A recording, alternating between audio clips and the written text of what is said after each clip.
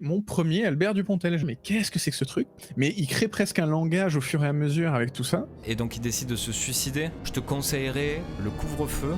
Qu'est-ce qu'il fout ce con? Qu'est-ce que tu fous là-bas? Moteur! Oh putain, moteur! Mais où est-ce qu'il est ce con de Perchman? Tu peux parler de ce c'est second bon. tour de Albert Dupontel. Le téléphone va sonner. Allô? On se retrouve dans l'entre-deux tours d'une élection présidentielle avec juste avant, peu de temps avant, le face-à-face entre deux candidats. Et donc en gros, c'est un candidat très installé face à un nouveau candidat qui vient d'apparaître, qui est un économiste dont on n'a jamais trop entendu parler, qui est rentré rapidement, on va dire, dans le cœur des Français, et qui a l'air d'avoir quelque chose à cacher. Et en parallèle de ça, on va suivre une journaliste Ouais. qui est jouée par Cécile de France, qui en gros a été reléguée au foot jusque-là parce qu'elle a fait un peu n'importe quoi sur sa gestion de l'actu politique par le passé, Ok. et qui là se retrouve à être la seule dans la possibilité de couvrir l'événement. Donc elle se retrouve à couvrir cet entre-deux tours, et elle est avec son acolyte qui est le personnage qu'on voit à droite, qui va être la caution comique principale du film, Bah qui m'a oui. fait beaucoup penser à toi. Il est très très drôle À moi? parce que c'est un... Ouais, parce que tu vas comprendre. Parce que c'est un personnage qui est fan de foot, Ah. et qui du coup fait que des métaphores de foot. Ah ouais. Et du coup, tous les ressorts narratifs qu'il inclut dans l'histoire sont liés au foot et au fait qu'il connaît tout du foot, etc. Et c'est Mais très le très foot, c'est drôle. la Et pour vie, vous... hein. Non, mais pour vous donner un exemple, et que je trouve Nicolas très Marié. drôle dans la manière de l'employer, c'est qu'à un moment, il arrive à lire sur les lèvres d'un personnage. Il sait que ce personnage, il dit fils de pute parce que il connaît toutes les insultes dans toutes les langues grâce au foot, parce que Ah oui, je parce vois. que les joueurs s'insultent mais qu'on les Ouais. entend pas, et que du coup il a appris Ouais, les ouais. insultes dans chaque langue. Mais Et c'est du vrai. coup là, il sait qu'en roumain, fils de pute, ça se dit Mais énorme. de telle Incroyable. façon. Et je trouve ça trop drôle. Oui, c'est Je une trouve très que bonne l'idée idée. est géniale. Mais donc du coup, voilà, donc ça c'est le pitch de base, et après ça va être un film politique, mais aussi ça vire dans le thriller, presque dans le film d'espionnage par moment, la comédie. C'est vraiment un espèce de gros patchwork, mais qui est principalement un film politique Ok. sur la politique actuelle et l'écologie, la Ouais. situation actuelle quand même de la France et du monde de façon générale. Hein. Vous allez reprendre cette campagne? Je fais le foot maintenant. Vous faites le foot parce que vous avez déconné avec la politique. Du coup, pour expliquer le contexte, donc j'ai participé à une séance label UGC, qui sont des séances organisées par UGC où ils projettent un film surprise aux gens. Et donc en gros, tu regardes le film et après tu le notes. Et donc je me suis retrouvé face à second tour de Albert Dupontel, qui du coup, comme je te le disais en off, est mon premier Albert Dupontel. Je n'avais jamais vu de film d'Albert Eh, Dupontel jusque-là. C'est double truc là, double effet qui se coule. C'est-à-dire que c'est cool d'avoir vu en avance ce truc là, mais en même temps t'en as jamais vu. Oui. Donc Mais c'est du cool coup, ce qui est d'être cool- vierge, ouais. Ouais, mais du coup, ce qui était trop bien dans la découverte, ça a été de me dire, putain, en fait, je vais aller voir un film de Dupontel, mais sans le truc de, ah, putain, on m'a dit que c'était vachement bien, donc c'est que ça Ouais. doit être cool, etc. Là, je suis arrivé en me disant, ah putain, j'ai toujours voulu voir des films de Dupontel, mais ce film n'est pas sorti, je sais pas ce que les gens en pensent. Eh ben écoute, voyons À quoi voir. ça ressemble? Qu'est-ce Ouais, que c'est? ouais. Je vous demande de faire un triomphe à notre futur président! Ta gueule, sale connard, bouffe ta merde. J'ai beaucoup aimé, Ok. vraiment. Ça a été une très bonne surprise. Je pense que c'est un film. Enfin, je suis presque déçu qu'il sorte dans 3 mois parce qu'en fait, il est très actuel.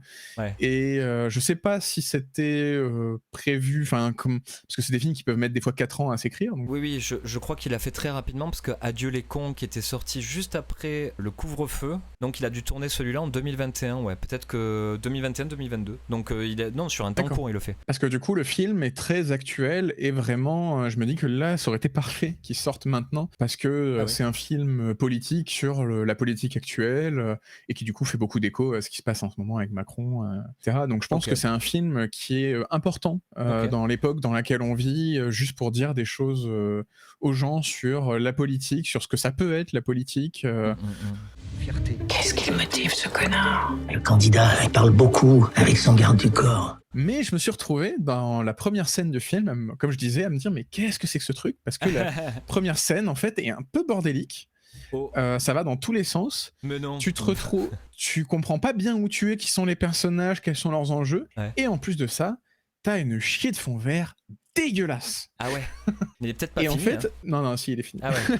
Ah ouais, d'accord.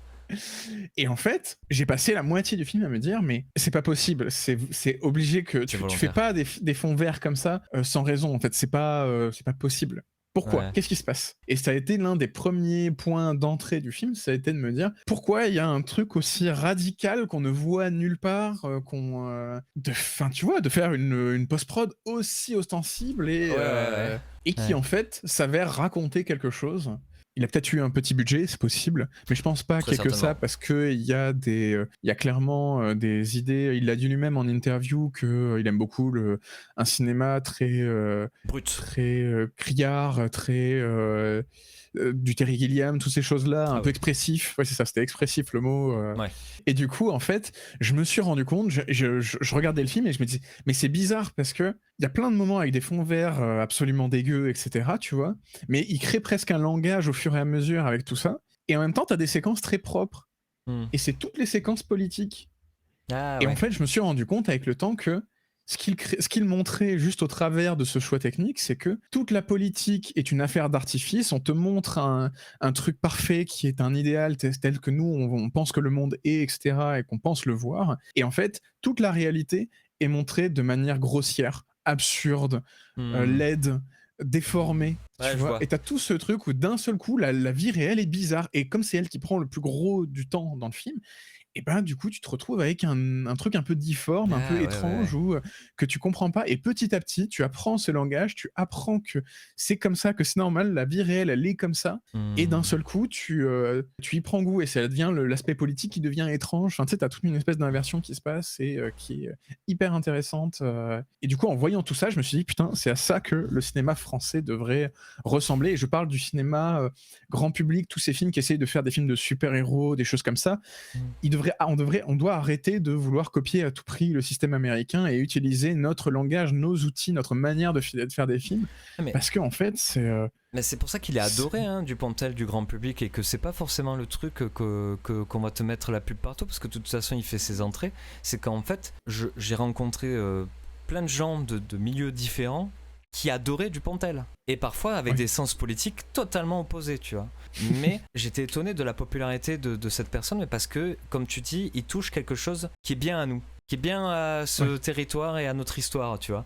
Il ressemble à un truc où tout le monde se reconnaît dans les histoires qu'il raconte et dans sa manière d'être radical. Même si t'es pas forcément d'accord Ouais. avec lui, tu connais ce gars-là, et puis il parle de quelque chose de franchouillard en vérité, en Complètement. quelque sorte, mais sans être, d'ailleurs c'est le mot que j'ai choisi, mais sans être franchouillard, c'est-à-dire sans être ringard, sans être dans le truc un peu poète-poète. Non, Oui. il met une espèce de noblesse à ça aussi, quoi. De dire finalement, notre beau pays, notre belle République, c'est bien ça, c'est qu'on arrive à conjuguer les contraires, quoi, des fois. Ouais. Mais de manière joyeuse et parfois un peu absurde. Ouais. Écoute, ça confirme qu'il est toujours là, et que, en effet, c'est un truc, je crois, en 2017, quand il y avait Au revoir là-haut, qui était son Ouais. plus gros budget et qui a eu les Césars aussi et tout. C'est ce que je disais, c'est la même phrase, je disais ça devrait ressembler à ça, le cinéma français. C'est une espèce d'idéal de truc que peuvent apprécier aussi l'étranger, c'est-à-dire de dire tiens, ça c'est typiquement Mm. français. Je veux dire, il n'y a plus de Ouais. films de Jean-Pierre Jeunet, il y a plus. C'est le seul truc, tu vois, qui ressemble à un truc que tu vois Mais pas j'ai ailleurs. pensé Quoi. à Jeunet. J'ai pensé Bah à oui, Jeunet ils tout sont le très long, proches. Hein. Enfin, il a beaucoup pris à Jeunet, il a beaucoup pris à Terry Gilliam. Terry Gilliam fait souvent un caméo dans ses films, mais bon, maintenant qu'il est très très D'accord. vieux et tout ça, voilà. Ils sont très potes parce que Albert Dupontel est quand même reconnu à l'international aussi. Les gens connaissent Ok. les films d'Albert Dupontel. Ouais. C'est vrai D'accord, que je savais pas. je crois que c'est sur les bonus de Bernie, qui est son premier film, qui est un film qui est sorti un peu en catimini en France et tout ça, qui est devenu culte, mais qui n'a pas fait beaucoup de salles et tout. En fait, Terry Gilliam l'avait vu et ils se sont vus quelque part et il a parlé de Bernie et tout. Et lui, il était étonné, Albert Dupontel, parce que Terry Gilliam est pour lui un maître, tu vois. Il disait juste, il y a un gars en France, il est en train de pousser les boutons plus loin que nous. Il est réputé pour ça, Albert Dupontel. Comme Gaspard D'accord. Noé dans un autre genre. Tu vois, Oui. Gaspard Noé, il est reconnu à l'international parce que le mec, il pousse les potards et dit putain, il faut suivre lui, tu vois. Là, il dit fils de pute en roumain. Il dit fils de pute en roumain. Et c'est un film extrêmement naïf. Et c'est pour ça que quand on en parlait tout à l'heure du fait que les gens perdaient un peu leur naïveté aujourd'hui et prenaient tout très sérieusement, je me dis qu'en voyant ce film, ça peut en rebuter beaucoup, beaucoup parce qu'il y a une proposition presque naïve, un espèce de retour à l'enfance. Oui, parce qu'un truc que j'ai pas dit aussi, c'est que la journaliste d'un seul coup, en enquêtant sur ce candidat, elle se rappelle en fait qu'elle l'a connu au lycée. Et Ok. du coup, il y a tout un truc sur leur enfance, etc., ce qu'ils ont vécu. Et t'as tout un propos dans le film sur le fait de retourner à qui on était enfant et que peut-être que la solution à tous les problèmes, elle est dans cette naïveté d'enfant qui est juste de croire que les choses peuvent aller mieux et de simplement faire les choses. Oui, c'est un thème récurrent, et voire c'est même le thème de Albert Dupontel dans tous ses films, et il a trouvé encore une variation dessus. Ouais. Parce que du coup, là, c'est vrai que c'est plein de questions que je me suis posées en voyant le film. C'est que je savais pas si c'était des thématiques qu'il traitait déjà, Adieu les cons, qui a eu donc tous les Césars, tu vois, et tout. Lui, il vient jamais au César, forcément, Dupontel, puisque tout ce que tu racontes par rapport au truc, c'est que c'est aussi les convictions d'Albert Dupontel qui sont connues, et que même lui, il est un peu à côté de l'industrie cinéma français, et en même temps, il a un succès incroyable. C'est pour ça que quand tu dis, comment dire, il y a beaucoup de gens qui vont voir les films d'Albert Dupontel et qui trouvent que c'est des films superbes, et ça veut dire qu'il y a beaucoup de gens en France qui au contraire sont d'accord pour ce taux de naïveté en fait dans le cinéma, et que ça doit te procurer ça. Et notamment dans Adieu les cons, qui était donc son précédent film, et dont le pitch de départ, c'est un gars à qui on dit qui se fait virer ou un truc comme ça, et donc il décide de se suicider. Ça commence comme ça, sauf qu'il rate son suicide. Mais donc c'est des thématiques un peu dures comme ça, avec une mère qui recherche son enfant qu'elle a abandonné, c'est Virginie Efira, des thèmes très très durs. Et en fait on est dans une espèce de conte, et puis ça te fait chialer de ouf, parce qu'en fait il y a un moment où c'est désarmant, et tu dis juste, ben on est juste ça. On est juste des humains à essayer de trouver l'amour de l'autre, ou des trucs très simples, quoi. Mais c'est complètement dans cet essence-là, hein. C'est dans la fable. T'as même un personnage qui apparaît en milieu de film, je crois, un truc comme ça, qui paraît juste concon au premier abord, et où tu te dis mais qu'est-ce qu'on va nous raconter encore avec ce truc, ça va être impensif, ça va être nul, etc. Et en fait, la manière dont il est intégré à l'histoire est hyper jolie et raconte quelque chose sur nous et sur ce que devrait être la politique en fait à la base, à qui elle devrait être confiée, toutes ces choses-là, toutes ces questions, et qu'on a perdu de vue avec le temps. Bah en tout cas, tout ce que je peux dire, parce que je l'ai pas vu du coup non plus, mais c'est que bon, ça a l'air d'être comme les films de Albert Dupontel depuis un sacré moment. Je te conseillerais à partir de peut-être Enfermé dehors, parce qu'avant Bernie et tout, c'était des trucs qui étaient un peu rentre dedans et un peu chelou pour être chelou, quoi. C'est particulier, c'est très drôle, mais c'est particulier. À partir de Enfermé dehors, il y a un côté où il rend hommage tout le temps au cinéma muet, et il parle de trucs actuels, quoi. Enfermé dehors, c'est un concept de base assez cool. C'est un clochard qui trouve un flic en uniforme qui est mort ou un truc comme ça, et il lui prend ses vêtements, et tout d'un coup il se retrouve à être chez les flics, quoi, à pouvoir aller à la cantine des flics, tu vois, pour manger avec son uniforme et tout. D'accord. Voilà, et ça s'appelle Enfermé dehors, parce que quand t'es SDF t'es enfermé dehors, quoi. Ouais, plein de films comme ça, de Fous-moi ferme qui est incroyable aussi, voilà. Qui est toujours des thèmes hyper durs, mais avec le côté fable et le côté de réenchanter un peu les choses et les humains. Pourquoi, même pas encore élu, le candidat nous cache déjà quelque chose? Mais du coup, tu vois, c'est pour ça que, comme je disais, ce film, pour moi, enfin, je me dis qu'il est important dans l'époque dans laquelle on vit, tu vois. C'est que juste avant qu'on aille voir le film avec Lucie, on discutait justement des élections et du fait de l'inquiétude de ce qui se passe en ce moment, des extrêmes qui commencent un peu à prendre de la place, et qui du coup nous inquiètent pour les prochaines élections. En voyant le film, je me suis dit, bah peut-être que ce genre de film, ça peut nous aider à nous rappeler de ce qui est important dans la politique, et de pourquoi on va voter, et que merde, il y a un moment, il faut confier notre confiance à des gens qui parlent de ce qu'ils aiment et de ce qu'ils font, quoi. Ah bah oui. Bah après c'est intéressant parce que, entre guillemets, toi c'est le premier Dupontel que tu vois, donc du coup tu découvres aussi le côté artisanal qu'il a, où c'est jamais parfait ces films en fait, et c'est ça et c'est ça qui est hyper charmant en vérité. C'est ça que tu finis et c'est pour ça que les gens aussi, il y a une espèce de popularité avec Albert Dupontel, c'est que finalement c'est des films à la hauteur du public aussi français. C'est pas parfait, hein, mais il y a du cœur, quoi. Il y a du cœur, il y a du cœur à l'orage. Mais j'ai mis bien 2-3 minutes à la fin à me dire quelle note je mets, tu vois, sur les papiers, parce que j'étais là genre, mais est-ce que je le recommande du coup, et qu'est-ce que j'en pense, et je savais pas quoi penser du film, tu sais, j'étais un peu perplexe.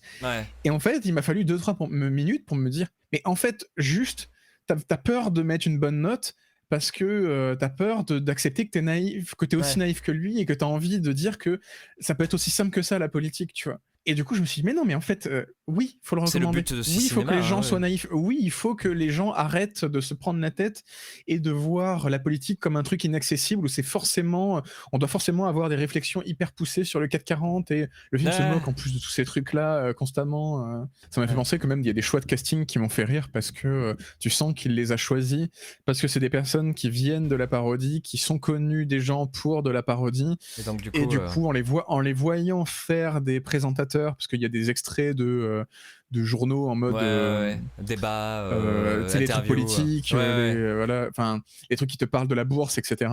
Et en voyant juste leur gueule, je pense que ça évoque aux gens instantanément un aspect parodique de l'absurdité de tous ces trucs en fait. Mais un truc aussi qui est typiquement français, qui est le bouffon du roi, le guignol, le Jean de La Fontaine, c'est-à-dire de tourner en dérision tout le temps la politique, ou les guignols de l'info, quoi. Le téléphone va sonner. Allô ?